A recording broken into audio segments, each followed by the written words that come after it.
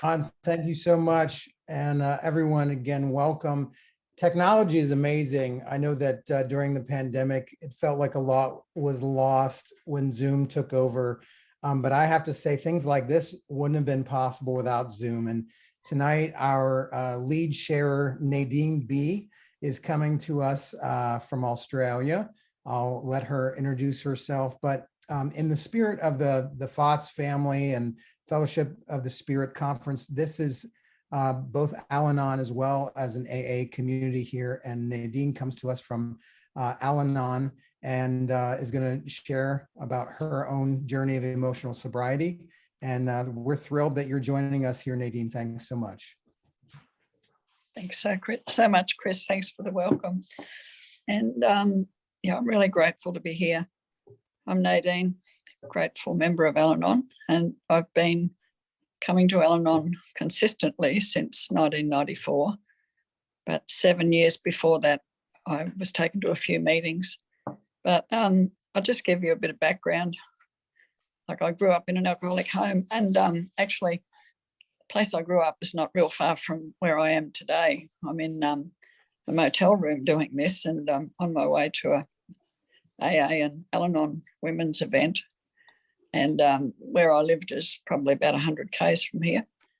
And we lived on a chicken farm, and my dad and my mum moved there when my grandfather died, and my grandmother was diabetic. So back in those days, the only way, my grandmother had to have a daily injection. So Dad and Mum moved to the farm, and my mum had been a party girl. They had a sort of a happy existence in Melbourne, and I was born, and I think we moved. I was about 6 months old, and I don't think Dad was ever happy on the farm. He went to the pub a lot, and my mum didn't cope very well with being out in this isolated bush settings. That's what it was. So, by the time I was about 10, I remember Mum being really depressed, and I believe that's what it was. But she was physically ill as well. So, I think somebody might be unmuted, maybe. Yeah, she was physically ill, and she died when I was 13.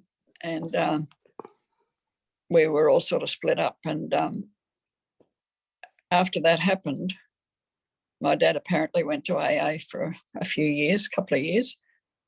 And I only found that out when my husband finally went and had a look at AA a lot of years later.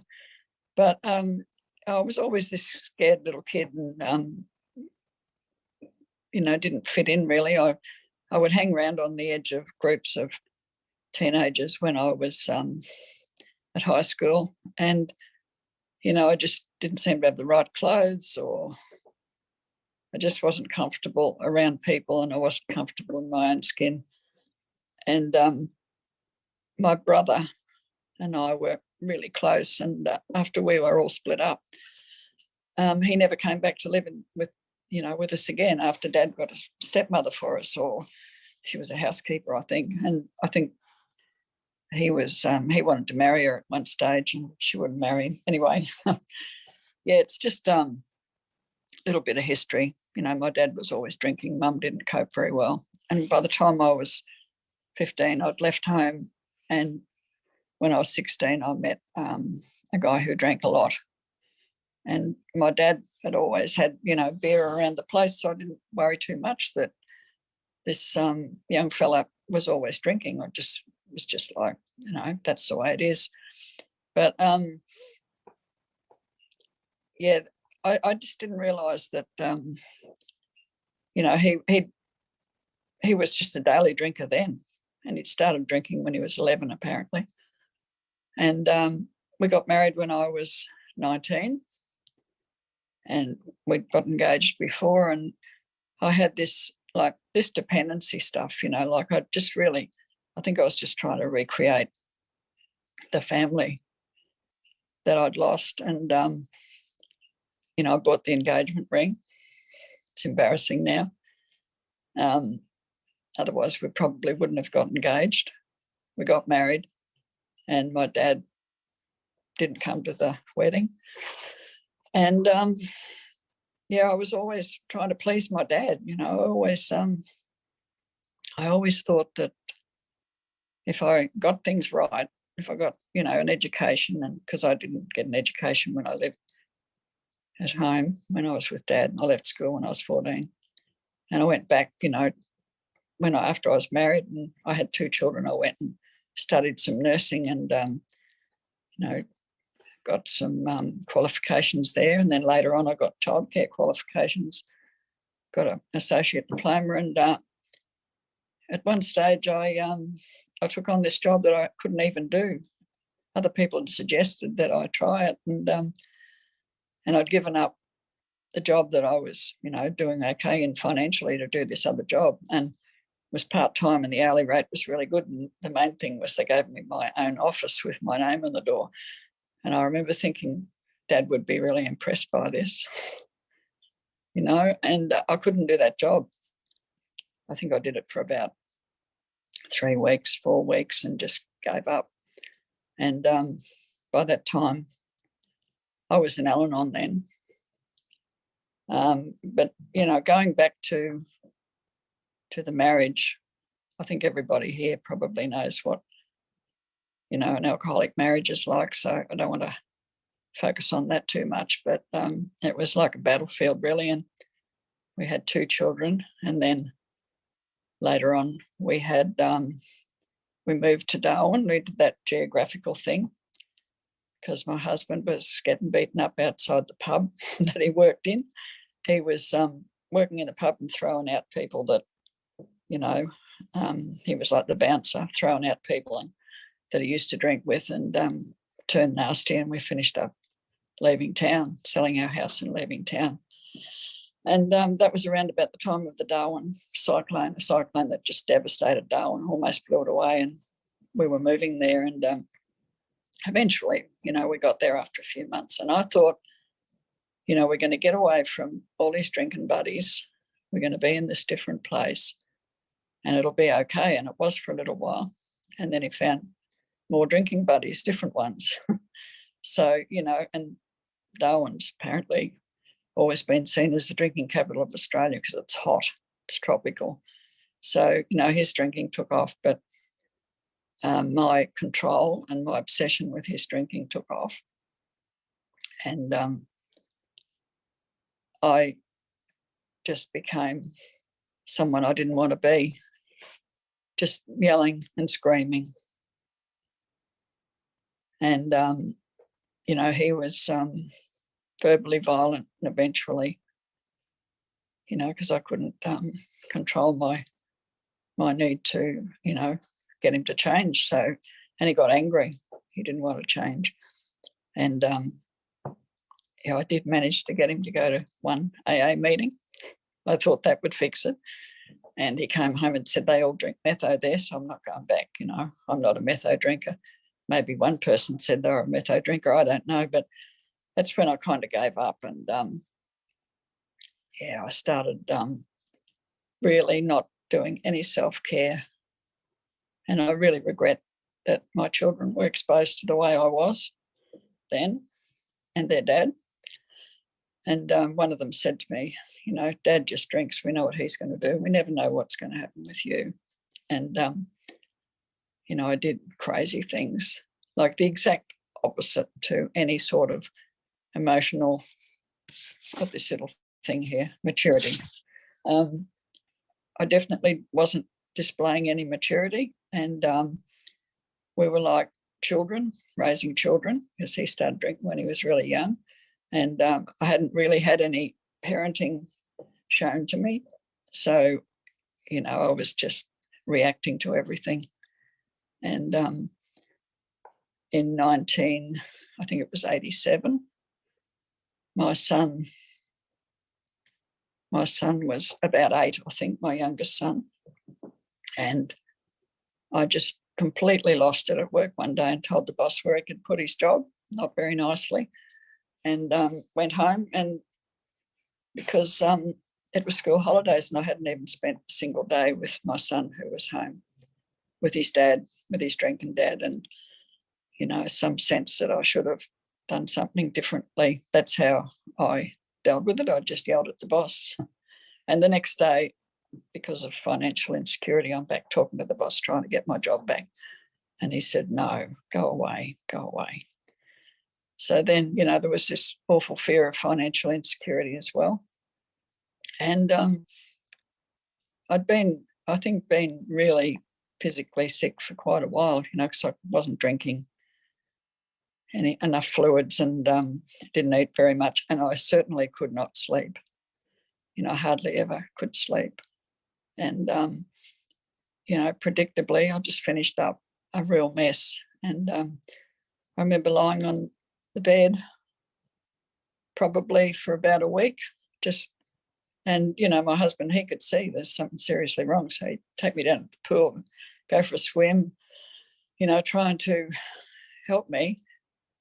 And it had just gone beyond help, I just couldn't be helped. And one day I just raised up all my effort and put my son in the car and drove to the hospital, which was only down the road. It wasn't very far away, but it was a huge effort to just drive down there. And somehow I'd heard about, it was called the Early Intervention Centre. And I really don't know what they were intervening in, but I just thought in my insanity that they would do something about his drinking. So I went in there and told them that, you need to do something. They did do something. They put me in a wheelchair.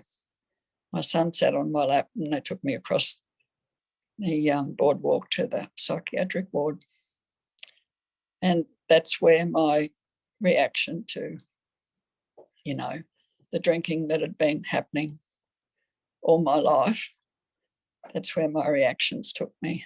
And so I was in there for 2 months. And while I was there, I got a visit from 2 Al-Anon members and an AA member, the husband of one of the ladies. And I knew about AA because, I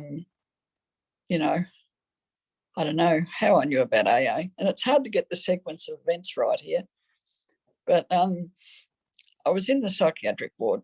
These people turned up. One of them said that her husband was sober, and I thought, I wonder how she did that.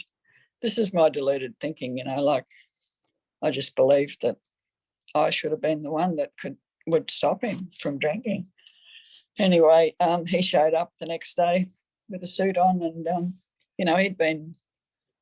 It was just degrading, really, the way he was and the way I was. But when I finished up in the psychiatric ward, he turned up in a suit and said, it's no wonder I drink. She's crazy. I heard him say that to the psychiatrist. And my daughter came and picked up my son, and she started to, behave more like my mother than my daughter, helping me and just visiting me. And I think she brought me some knitting. I had something to do with my hands, and I was knitting all these little baby vests. She was pregnant, and, the harm of me being like that while she was pregnant. And, there was all sorts of physical things going on. And then, back in those days, the way they treated clinical depression, because I believe that's what I had, with shock treatment and medication. So I was on a lot of medication, and every few days this, shock treatment, and it was terrifying. And it was a fairly horrible place, that psychiatric ward. There were a lot of sick people there, and had various sort of mental disorders. And and I was really mentally unwell myself. Anyway, after, and I remember thinking that I was going to die. I didn't know when, but I knew that I was going to. I just had this absolute certainty that I was dying while all this stuff was going on. And but just gradually, whatever they were doing restored some sort of chemical imbalance, back to something approaching normal. And I went home. And I didn't want to go home to him, but I didn't know what else to do. So I went home. And those couple of people that came to visit me while I was in there had taken me to a couple of meetings as well. And I think my daughter was in one of them, the meetings, and also my friend who had sort of been, you know, dropping in all the time. When I was just getting worse and worse at home, she was the only person who visited, really, because a lot of people stayed away. My daughter said to me at one stage, you know, you and Dad, this was after I got home from the psychiatric ward, after a while, you and Dad, one of you is probably going to kill the other, and I'm just not going to be around to watch. So she wasn't going to come around anymore either. And, you know, it's a very isolating illness, but I decided I would just change everything. You know, my sponsor talks about, you know, ego rebuilding. Well, you know, it's just like smashed and everything's broken. And then I'm going to fix this.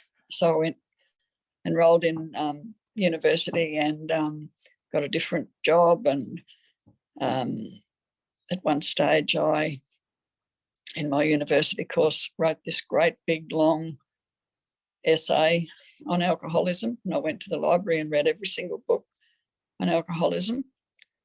And I just thought somehow I would find a solution in, you know, using my intellect. And it didn't work, needless to say. And 7 years after I got out of the psychiatric ward, it was as bad again. Only this time I knew that I wasn't going to the psychiatric ward. And I left and I went to Al-Anon. And it was as dramatic as that, you know. I'm out of there and I'm going to Al-Anon. And I'd been looking at women's shelters, trying to think where I could go that I could take my son. Nobody, you know, there was nowhere I could take my son. So he continued to live with his dad after I left for a while. And I just went to Al-Anon and I went to meetings all the time. So many meetings, endless meetings. And I got a lot of information. And I was able to have civilized conversation a couple of times with my alcoholic husband. And eventually I got my car because I just walked out with my handbag and my shoes when I left.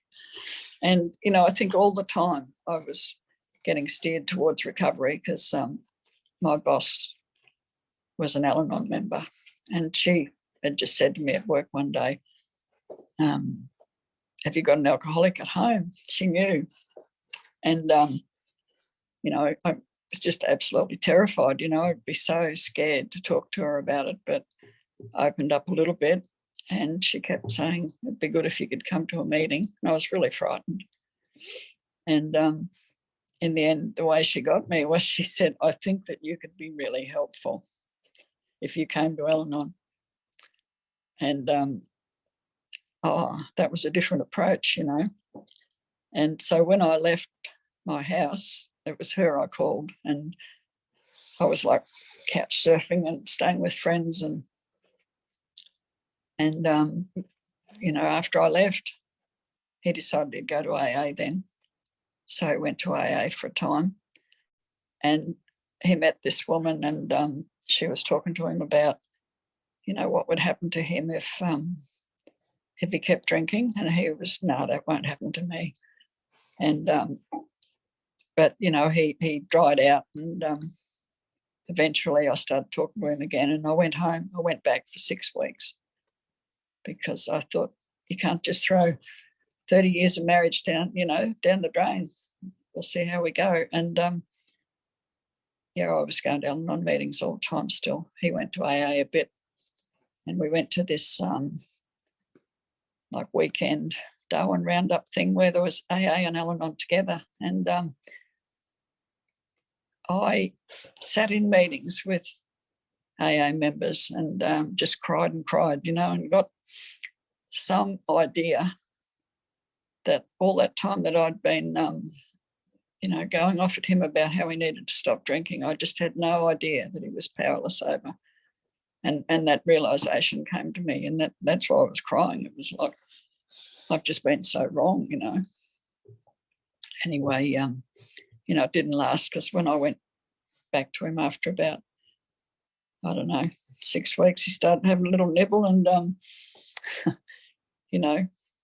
on my birthday, we went out for dinner, and he said, I think we'll celebrate. I'll just have a couple of light cans. And within a week, he was back to, drinking 2 cartons of beer a day, strong beer. And I left because I was fearful, there'd been violence, and I just knew I couldn't do it anymore. I left.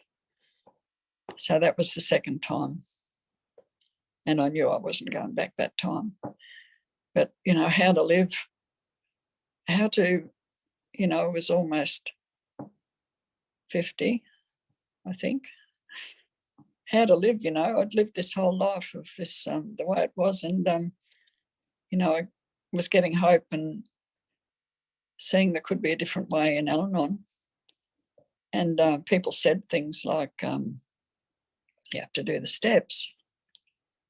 But how, pretty near straight away I got a sponsor, and she was a fitness fanatic, and we used to power walk down the beach, and she's taller than me, so she took big steps, and I couldn't hardly get a word out. I was just puffed out trying to walk with her. So that sponsorship didn't last very long. And we were fortunate to meet some AA members that, very significant in my life, really. And they, I think by the time I'm just getting ahead of myself here. Yeah, because when I went to that roundup, I met this woman who'd been talking to my husband, trying to help him, and Fiona.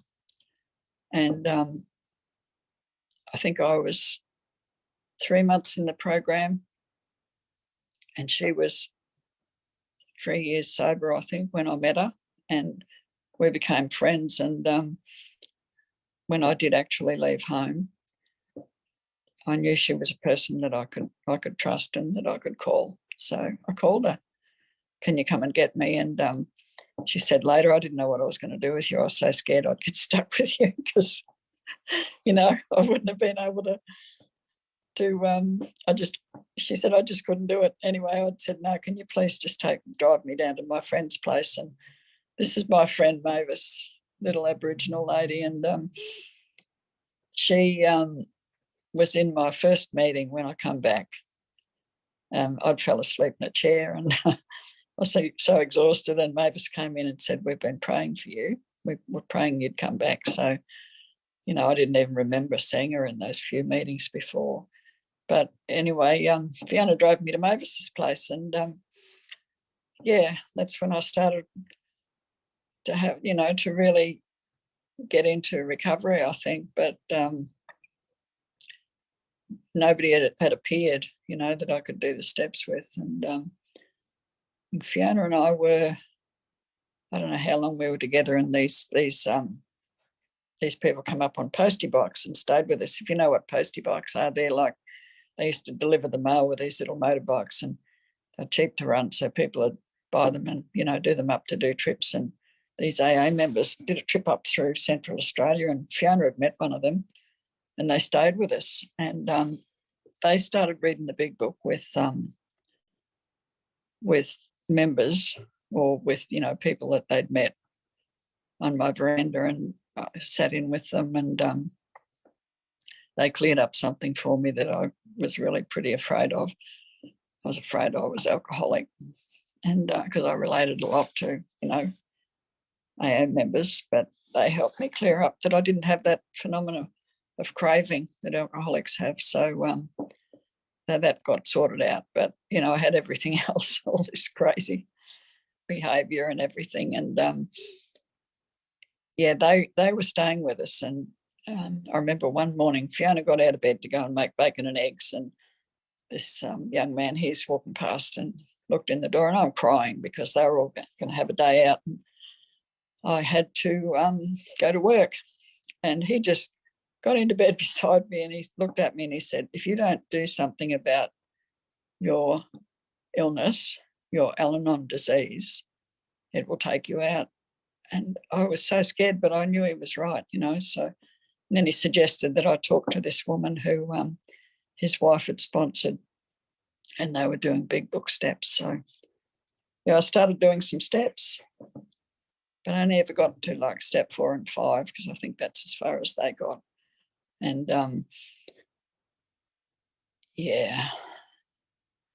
it's such a long story, it's hard to sort of stay on track, but I just want to get into the recovery part, because it was just so hard. It was like anxiety all the time, fear all the time, absolutely the opposite of anything approaching serenity. And when I did that first lot of steps, it was, I didn't really have that grounding of knowing that I was powerless. I knew that I wasn't sane, and I didn't have, the third step experience that I've had since. And then just got into writing resentments, and I wrote about 22 pages of resentments in tiny little writing. And I was just so fearful. It was like I was letting all the family secrets out and all sorts of stuff. I was really terrified. And, it doesn't say that. It says searching and fearless. And it was like fearful. And, I was writing about my dad, and just really, really fearful. And then I met up. We didn't live in the same place. I met up with the sponsor and at a convention, and we spent a whole weekend tucked away while everyone else is enjoying the convention. And I'm reading out this, huge lot of resentments. And I didn't even get to the fears. There was as many fears.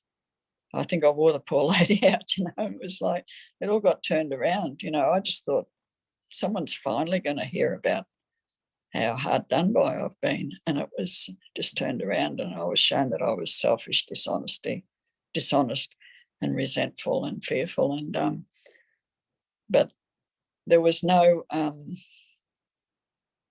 going on with the steps as I know now. I sort of did a half step 5, and then the lady said, now pray for all these people and go out and start your amends, and not with real direction. And I don't think that she'd done that either. I'm fairly sure she didn't do any face-to-face amends or anything. And I finished up. I sacked that sponsor because I went back to her a while later with a resentment that I still had on my mum. And she said, have you not learned anything?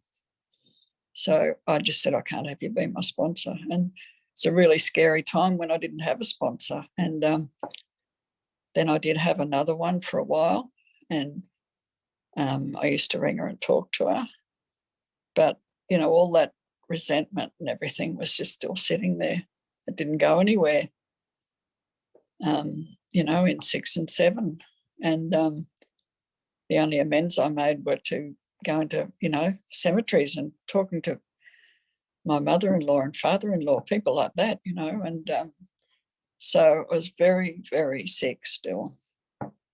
And at 15 years in the program, I think, sicker than when I first came, because I really knew there was something wrong with me and I had no solution. And I just burnt a relationship down to the ground, really, with my daughter, this beautiful person who'd, taken responsibility for me when I was really sick, and just jealousy and anger. And she started to be sponsored. She came to the program, she started to be sponsored by the person that sponsored me, and then there was real fear, I was just so sick, and I just lost it completely with my daughter one day, and jealousy, and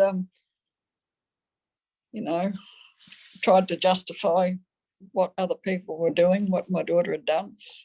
and talking to other Al-Anon members. And fortunately, people said to me, that doesn't sound right.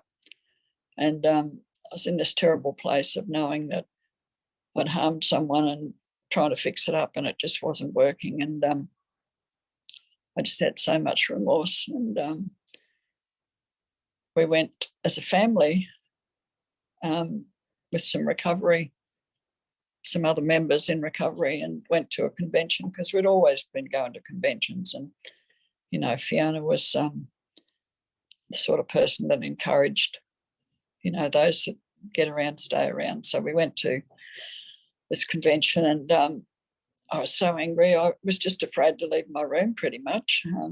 Went to a few meetings, and one of my AA friends, one of the ones that turned up on the postie bike, actually said to me, there's a woman that spoke at the beach meeting, you should have a chat to her.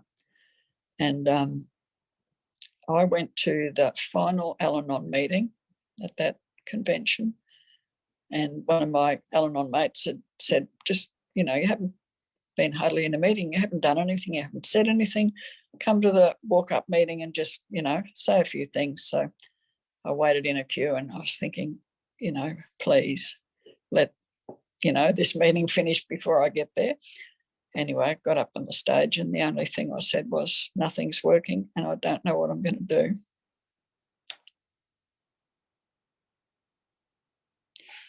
And I'm quite sure God heard that prayer. Yeah, and I walked back across to the AA room where they were going to have the final AA meeting. Sat down with this girl I'd been trying to sponsor, and she said, you can't sit here. And it was like, okay. And there was like a long sort of staircase, and I walked down, and this lady was at the bottom, my sponsor now, that I've had since that time, since 2009. And, you know, this ego thing, you know, like I was just really broken. And within 5 minutes, I'm telling her that, yeah, I've done big book steps. And, you know, for years I've been talking about steps I hadn't done. And, you know, just all this time trying to be looking good, and I'm okay. And I wasn't, never been okay. You know, and I'm telling her, yeah, I've done big book steps. And somehow she must have seen through me. And I can't remember the exact conversation, but she gave me her phone number and said, call me if you want, because I can show you, I think she said, a fairly simple way to get to the power. That's the first time I heard that. Or if I'd heard it, I didn't register the power, because that had been my problem all along, no power. And I tried my best to exert that power and failed over and over and over. And, you know, I'd be really crazy and just, you know, pull yourself together. Don't behave like that. And, you know, and one of my sponsors, I'd ring her up angry about something, and she'd say, don't be like that. And then I'd try to be like her, and I couldn't, because I'm me, you know. And anyway, I met my sponsor. I waited 2 weeks, because she said, I think she said simple, and I just thought I was complicated. And I remember one other time thinking, I'm just fatally flawed, you know, like poor me. I can never recover. Anyway, I rang her. I did, because it wasn't getting any better. You know, we went home, had an uncomfortable sort of time going home in the plane, and we got back to the airport, and my battery was flat in my car, and I had to ask my daughter and her partner to, you know, jumpstart the car. And it was like, oh, I just felt so bad. So I rang my sponsor, and she told me pretty much straight away that my problem was control. And, you know, I'd heard that too, and I knew that too, but it didn't register that, you know, me trying to control everything so that I'd feel better all my life was what was causing all these problems. You know, I was trying to control people, and they pushed back. The alcoholic really pushed back. You know, my daughter, when I just shouted and yelled at her, on Mother's Day, mind you, because she'd been spending time with this other woman. I was just so jealous. Well, my daughter just turned and walked away. And my grandson was, I think he was about 14 then, he was with her. And, you know, the shame of being like that once I realised what I'd done. So that was really what brought me to my knees, that I'd really destroyed that relationship. And so I started actually working the steps and, you know, making an attempt to get towards that power. And I think most every year I'd gone through the steps, done step 3 quite a lot of times. Actually had step 1 experiences that I'd never had. You know, it was sit with, you set aside prayer and just go out into the day and see what happens, and all sorts of things happen. You know, my car ran out of petrol, weird things happened. I was just shown that I was really powerless, and I'd ring my sponsor and she'd just laugh and say, "You're having a good step 1 experience." And I wasn't very impressed. I don't want to have that sort of experience, you know, for someone in control. It's not good when everything suddenly starts tipping upside down and it just feels really out of control. But I had to be shown that I had no power. But, you know, over and over, I'd get to the end of the steps, and first time, I think, you know, for me, that's when God really showed up in step 8 and 9. And I think my 6 and 7s weren't very good. You know, I'd read this long list of defects of character to God and ask him to remove them, and completely forgetting that if I was talking to my sponsor, you know, doing my step 5, it was like, God, admit it to God, to myself and to another human being. Well, God was listening. He didn't really need any instructions on what he was supposed to remove. So I was trying to control my recovery as well for a long time. That didn't come off very well either, because I kept going back to step 1. You know, there'd be something happening and I'd be getting angry all over again. And I don't know how many resentments I wrote on my daughter and that other sponsor. And, you know, I'd just say to my sponsor, "Aren't you sick of hearing this shit?" And she said, you know, something's really deep seated. You have to write about it. So I wrote them out.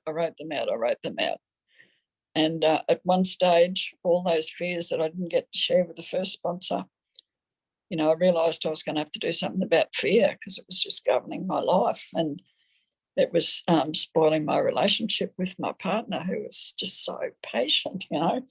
So I wrote pages and pages and pages of there was 5 questions on fear. I just wrote them and shared them with my sponsor.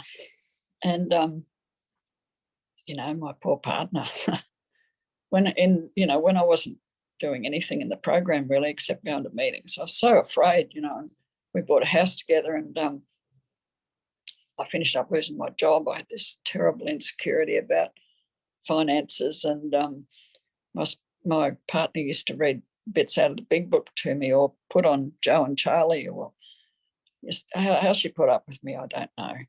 Patient, tolerant. And at one stage she said to me, "I want to turn." It's like, "What do you mean you want to turn?" "I want to turn to be the one that's not doing so well, you know, because like she's propping me up all the time." And towards the end of our time together, which finished in 2016 when she passed away, towards the end of that time, I was able to be a completely different person and be there for her as a result of the steps. And she'd promised me that she was going to be there all my life. And, you know, I used to be, "Oh, what if I can't get out to meetings?" You know, because I thought meetings were the answer. She said, "I'll put you in a wheelchair. Don't worry, you'll get to meetings." And, you know, in the end, she wasn't there for the rest of my life, but I was there for the rest of hers. And, yeah.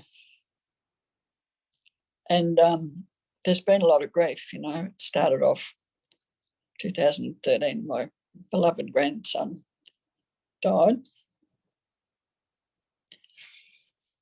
he was 19. Yeah, there's been a lot of grief, and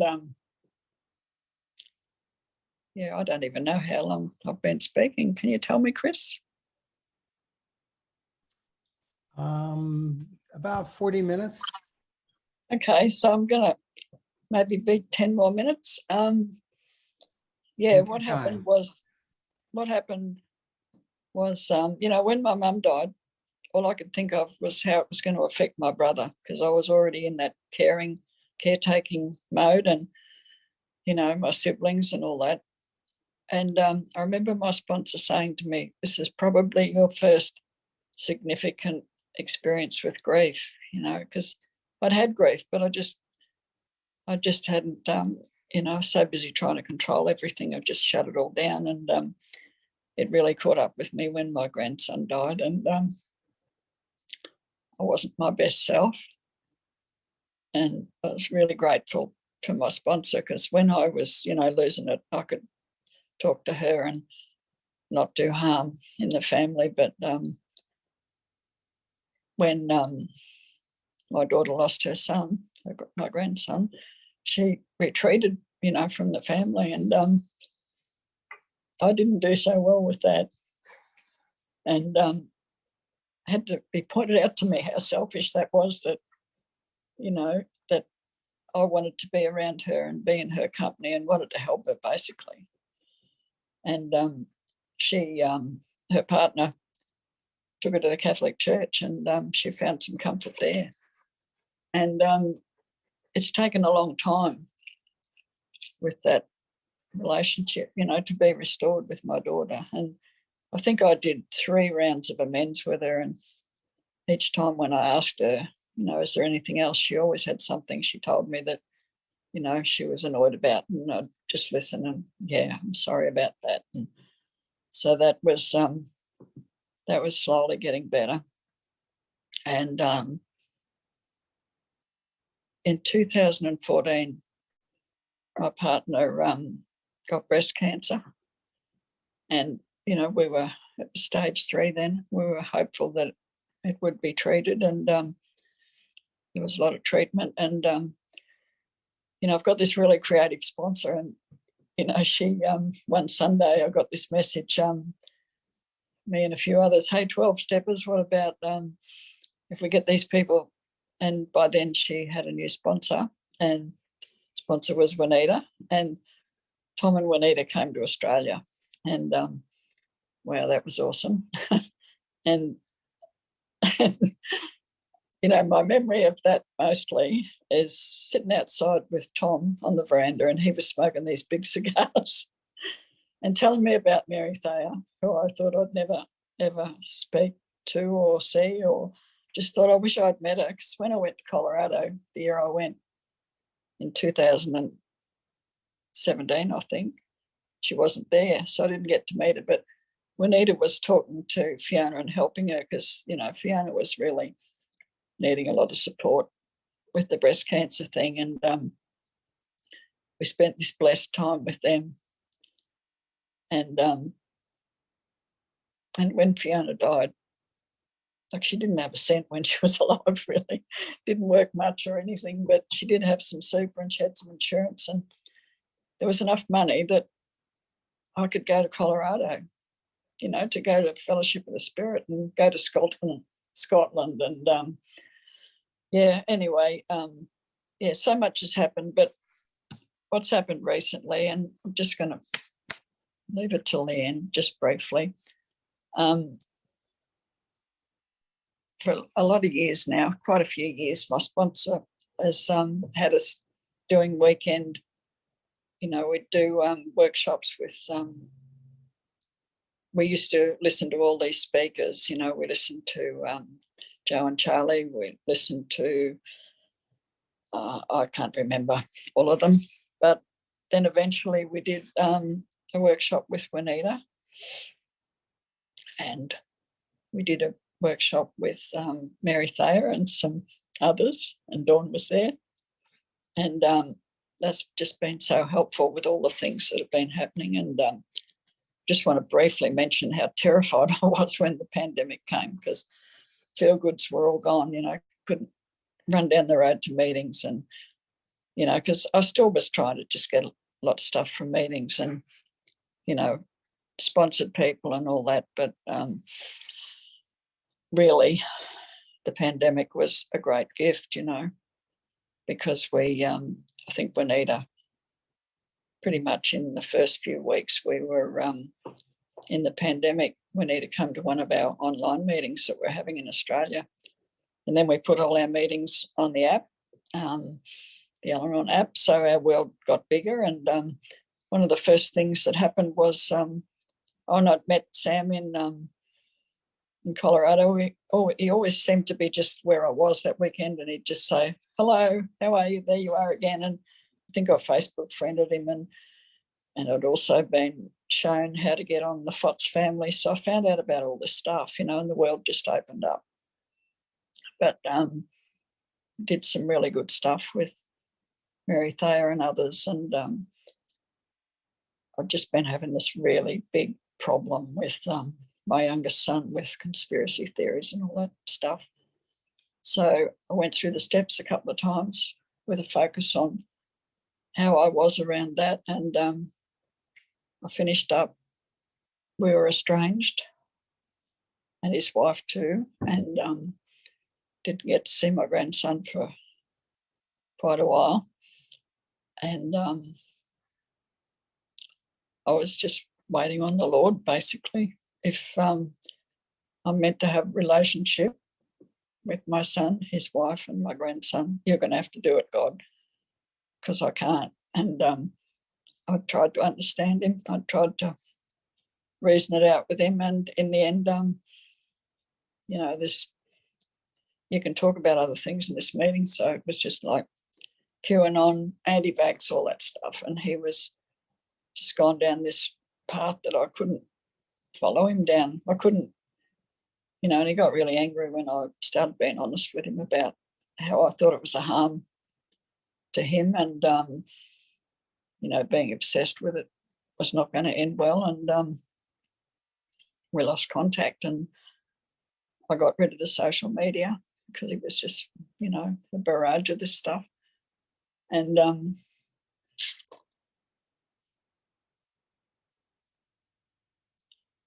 just breathe.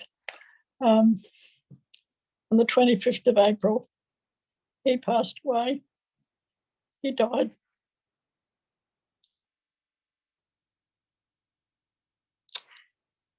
And yeah. And what happened was he died very suddenly of a thing called aortic dissection. It was like something that couldn't have been prevented. He was only 42. But his wife reached out to me straight away. And all that step work, and all that, this is a sick person, not a bad person, but, protect yourself. When she reached out to me and told me, it was like, I was able to say to her, all that's gone before is forgotten now. We're your family. And so very slowly, that relationship with her, and, I've seen my grandson again. And my dear friend Nikki helped me with the photo thing for the funeral, and going through all those photos, because I'm the photo taker in the family, going through all those photos, it was like I got my son back. I saw him as a little boy, this beautiful little soul, and he'd always been a bit of a clown. And at his funeral, there was all these people saying how much fun he was, and I thought, who was that, because I'd just seen the angry side of him in the last couple of years. And it's been really painful, but I am okay. I'm functioning more or less. And, my sponsor was talking to me about this adrenaline thing when someone dies, and it was a big shock. So there was probably this, adrenaline. And, the buffer of my other son coming to stay with me. And that's another totally different story. But, I've been busy and, being able to be in service to a friend when her mum died. That was beautiful. And, when Chris texted me the other day about this in the last workshop I went to, I just said yes. And then it was like, oh my God, I don't know if I can do this. What if grief shows up this day and I just blubber for an hour and can't even talk? But it hasn't happened. And I've got no idea what I said really, but, I'm here. And the meditation that I've been doing for a couple of years, it was just God-given by a friend. Every morning I do that and something happens. I wake up with that, not very good head, and meditation and prayer and asking for God's will and, show me today what I need to do. And today got down on my knees here in the motel beside the bed, and it was like 3rd step prayer, 7th step prayer, set aside prayer, and God guide me, because I've been really scared. I've had so many meaningful talks in my head while I was going for a walk or something, and it's like, I wish I could just keep that and present it today. Anyway, I am going to finish now, and thanks so much for the opportunity, and I love you all, and thanks for having me in this amazing workshop. Nadine, thank you so, so much just for bringing all that you are and your heart. And I know that if we could give you a hug, we would do that. Nadine, the way that we do this workshop is you get to pick on a couple people, and then I'll open it up for anyone who wants to share. I know you're on your phone. Are you able to see anyone who's here? I will just have a look at the list. Oh, Feel free to call on anyone. Yeah, thank you. I know how this works. This is awesome. Just having a look. Oh, it's so hard. I can't make up my mind. Could I please speak to and see Mary Thayer, because she's become very special to me.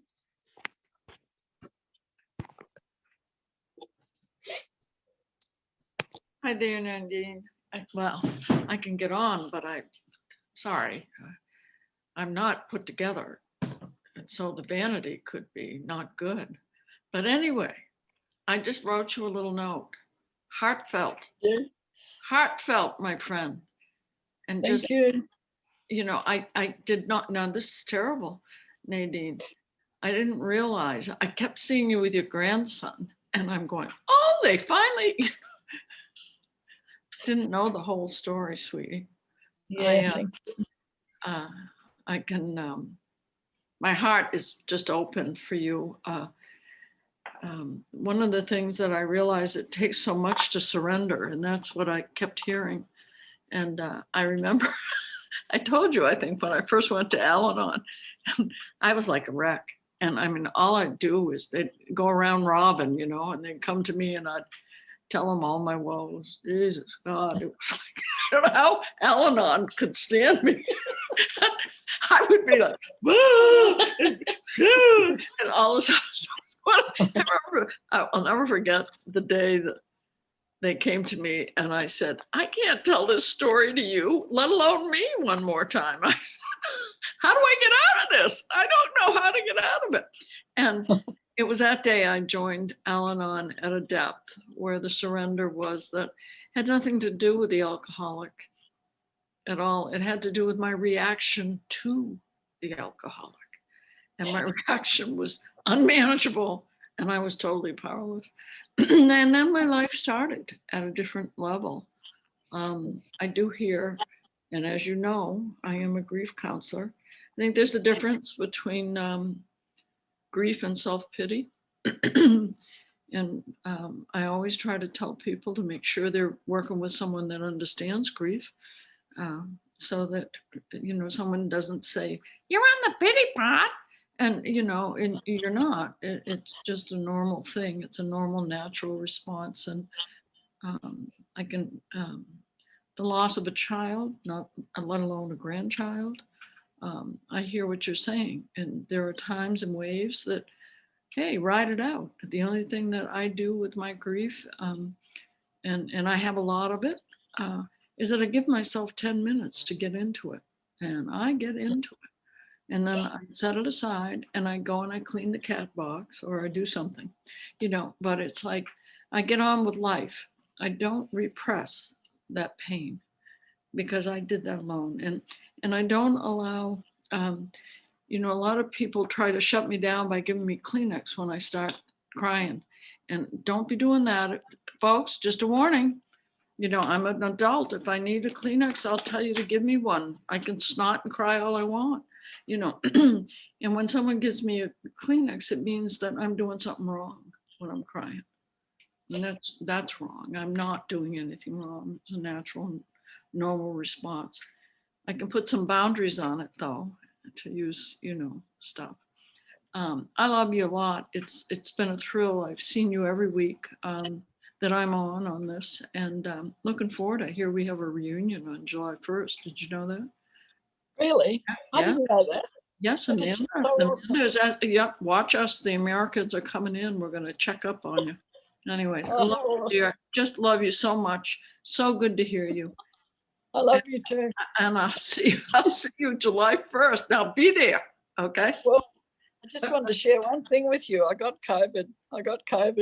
So did I. I've had it the last month. I know.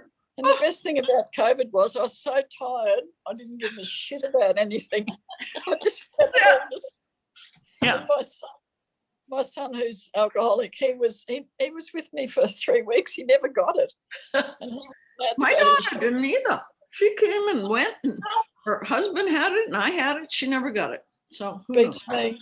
Yeah. Anyway, you know, and I remember you talking about the, you know, when you were talking about the pandemic and you did the steps on the pandemic. Yes. Oh boy, same, because I started off doing the steps one time on, this is about my kids. No, it's not. It's about the pandemic. It's about, I think they're all going to lose their jobs. I think we're going to die. I was so terrified. And when I heard you talk about that, I just thought, whoa, I'm not the only person that's got this. Thank you so much. Now I'm going to see who else I can. This is awesome. This is fun. Pick another one, Nadine. I will. Mandy's here. Mandy, would you like to speak? Would you like to? Yes, I can speak. Can you hear me? Yeah. Hang on. Yep. Yeah, we can hear you. I just have to get back to. Sometimes when I put my earbuds in, they don't work. So great to hear you, Nadine. Thanks for your share. And, you know, you inspire me, and you've inspired me along my journey. You know, that we've got the best deal alive here in these fellowships for grief. And although I hadn't really had grief at a personal level for a long time, you know, I'm experiencing it this year, you know, and I'm so grateful to have Juanita as my sponsor, who doesn't shut my grief down, you know. And I have a family that are all in fellowship, and they're in AA, and a lot of them decided to not go when the pandemic was on, and so, you know, they're busy trying to fix me up, because you can't have your grief that way, you know. You need to do this and you need to do that, you know, and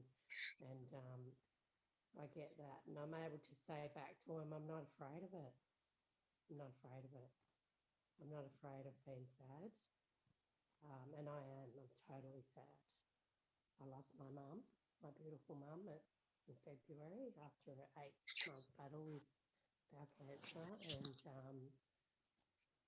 And I don't know, I just thought I'd have it forever.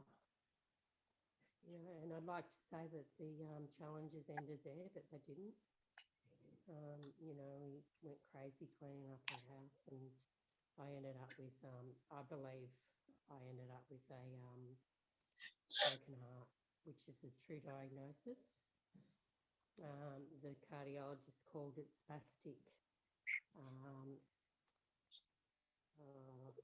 you know, arrhythmia of the heart, angina.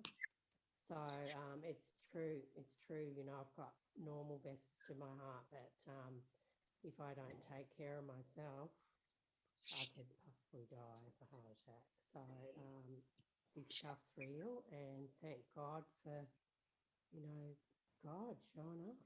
God showed up for me, you know, and we've had to, we put a hand up to be carers for our 4 grandsons while my daughter does her last unit and placement for being a primary school teacher. And man, has that been a challenge. I've got to take my claws off that girl, you know, and the first week I went like a maniac trying to sort out washing for freaking 10 people. Like, you know, who do I think I am? You know, and she didn't like it. She didn't like it, and I've had to really learn that I need God's direction in all my affairs. You know, what I think is the kind thing to do, maybe not kind, you know, and she hasn't taken kindly to it. And, you know, I've thank God for good sponsorship and a process that never fails, and sponsor the whole kit and caboodle, the 3 sides of the triangle. You know, I wouldn't have been talking to my siblings or my daughter by now if I was still running on my own power. So thanks, guys, and lovely to see you, Mary Thayer and Dawn and Juanita and Tom and everyone we love out there, and Lisa, take care of. Thank you so much. Nadine, do you have one more person you want to call on? And then I'll open it up to everyone. Yeah, I do. This beautiful lady, when we were doing a workshop together and we did our 3rd step together, Barbara, would you like to share, to speak? My friend Barbara. Thanks, Nadine. I'm Barbara, alcoholic. How wonderful, wonderful to hear you, and then to hear Mandy. And God, you know, there's just something about you that I could listen to you, you know, every day. I think it's your authenticity. It's always present. I have written you a note. I haven't sent it to you yet. But I just, you know, my truth is that I find grief very confusing. On one hand, I know what you went through with your son because we spent some time talking about that. I'm very sad that he would pass at such a young age. And yet I feel joyful that your grandson's back in your life. So I'm not sure which part of that is, you know what I mean? It's just like, it's so much to take in. And I think that's why, you know, if I'm trying to control my feelings, and that's a lot, that's a lot of spaghetti to throw at the wall, because I already know that doesn't work. I love seeing you. I was already excited about July 1st and hearing how you all are doing. And you said a couple things that remind me that Al-Anon and AA, you know, I wasn't quick to go to an Al-Anon meeting. And yet when I did, I understood much better what my role in my family's life was. And so the amends came easier because I really could see who I was and how I behaved. And just seeing you makes me smile. God bless you. And I love you too. I'll talk to you soon. Bye-bye. Thank you so much. I'll look forward to catching up with you again. So I'll just turn it over to you now, Chris. Thank you. Thanks so much. Thanks so much, Nadine. And there are several comments in the chat, Nadine, folks thanking you for sharing. And if you get a chance, check that out. So I'd love to open it up for anyone. If you'd like to share, just raise your hand and I'll call on you.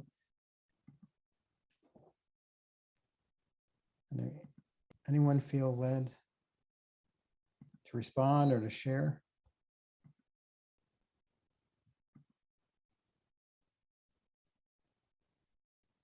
Yeah, Tom, please. Nadine, thanks so much. It was wonderful, you know, and you're wonderful. And I just want to go on record. I never talk about Mary Thayer unless I'm smoking cigars, but I smoke cigars a lot.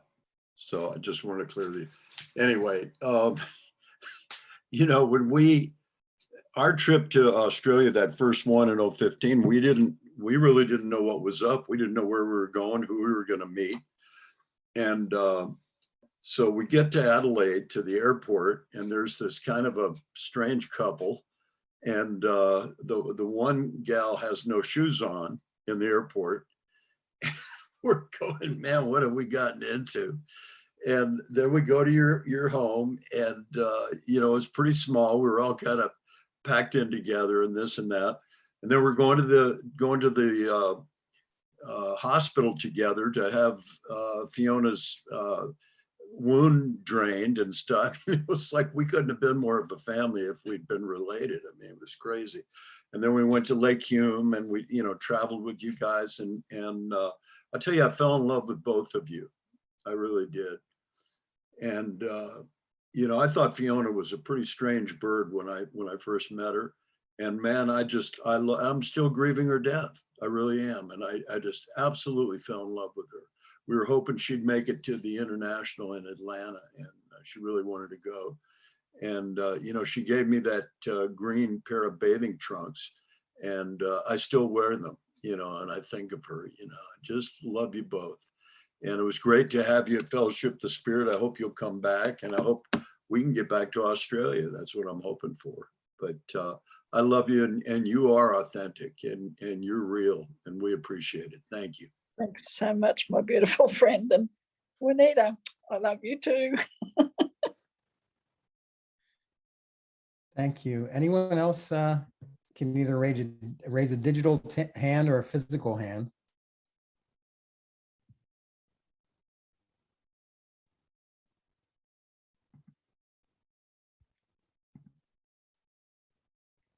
I'm going to start calling on people. Veronica, can I call on you? Sure. Hang on, let me just find Nadine. Let me see. Where are you? Oh no, I've got Chris. I can't see. I'm on my iPhone. Nadine, hi, I'm Veronica and I'm an alcoholic. And let me just say, I also qualify for Al-Anon. I just haven't started yet. You know, it was really wonderful to hear part of your story.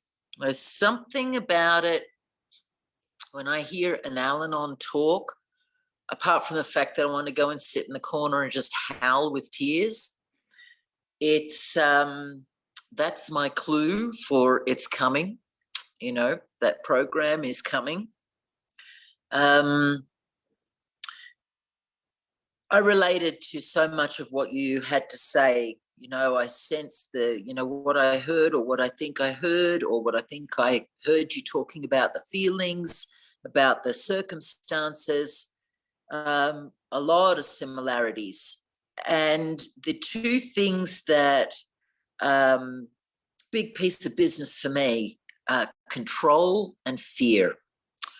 And it's frequently quite a struggle. It's not, neither of them are tenable. Neither of them, you know, make a pathway for a happy, peaceful life. And yet, you know, here I am. What I heard and what I kept thinking as I was listening to your talk, you know, what a gutsy lady, what a gutsy lady. And I really appreciate that. And I really respect it. it's it was just wonderful to hear you today. Thanks so much. Thanks, Veronica. Nikki, you have your hand up?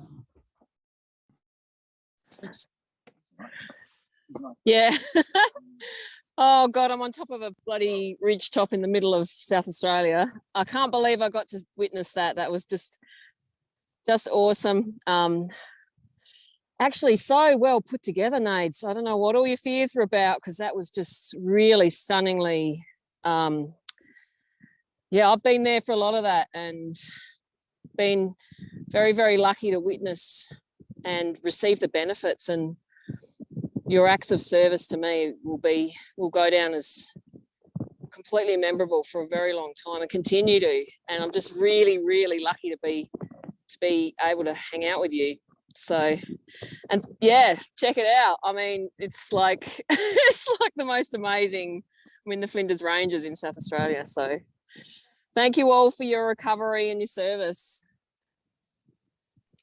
Love you, Nick. Thank you for sharing. Anyone else? We have time for another person or two.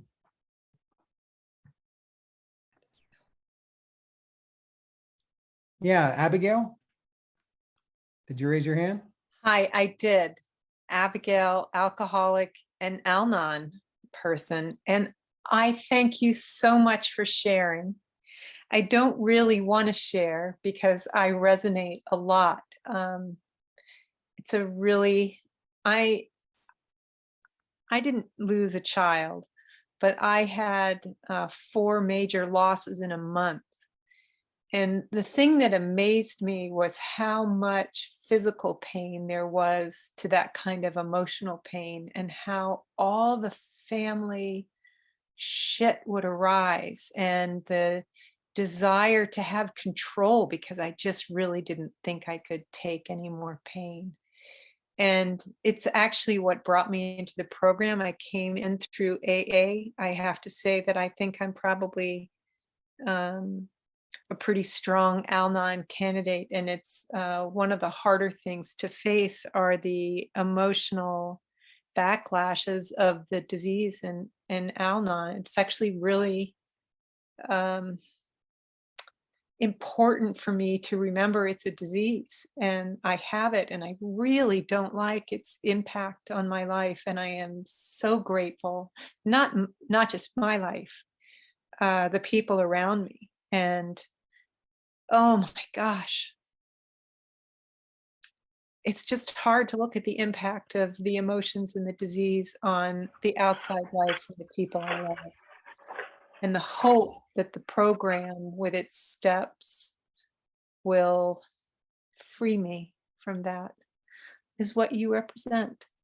So thank you for your inspiration. And I hope to see you all in Colorado sometime, and that you'll let us know when there are conferences coming up, because I think this is a special crew. I love Fellowship of the Spirit, and I really appreciate the meeting. And how incredible. I'm in Portland, Maine in the United States, and I'm not sure where you are in Australia, but how cool is it that we can connect? Oh, thank you so much. Thank you, Abigail. And Linda G. in Delaware? Hi, family. My name is Linda, and I am an alcoholic. I also consider myself a double winner. I do go to Al-Anon at times, and I just want to say to Nadine, thank you so much for your share, and everyone else that has spoken. I just wanted to claim my seat and to participate in my recovery.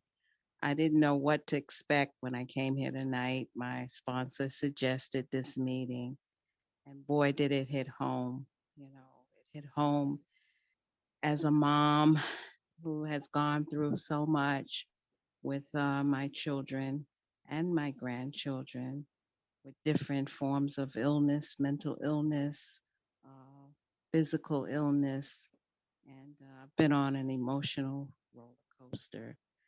Everyone lives in a different state, my children, and because of the pandemic, there have been times that I was not able to be there for my youngest daughter, who is plagued with so many illnesses. She had a double organ transplant, which we were grateful to receive, but she had so many complications. And it's just been really, really, really difficult. I just keep showing up. You know, I put one foot in front of the other, and with God in one hand and the fellowship in the other, and a wonderful circle of women that have been there for me. I just, just continue, on this journey. I must also admit I do have a husband who's also in recovery, and him too, he has been there for me. But I've cried so many tears these last several years. And I don't know. But thank you, Nadine. I definitely had a lot of identification. And it's women like you that give me hope and strength to just continue to do what I've been doing, to keep putting one foot in front of the other. So thank you all. Thank you, Linda. And thanks everyone so much for coming out tonight. I am putting in the chat just one more time the Dropbox link. This is all the meetings for the last year, plus Nadine's talk will be on here in a day or so. There is a emotional sobriety workshop closed group on Facebook if you want to check it out. And you would have to request to be admitted to that. Nadine, before I close this out, do you have anything else you want to say just in response to folks' shares? No, I'm just so grateful that I could be in this beautiful community. And, I was thinking, how can I even talk here amongst all these amazing people? And I don't feel that way anymore. I just feel like you're all family. And thanks for being so welcoming. And thank you, Dawn, I think, for this idea. No, it's been beautiful. And I have to get out of this motel room in a minute. They want it back. Some other people want to get in it. And yeah, it's been lovely. And thank you so much. It's comforting, because it's been really tough, and it's comforting. Thanks. Thank you. Thanks, Nadine. Well, the way that we close this meeting is that we go into our inner room, and I invite you to pray a prayer of your choice, and then we'll come back and we'll thank Nadine.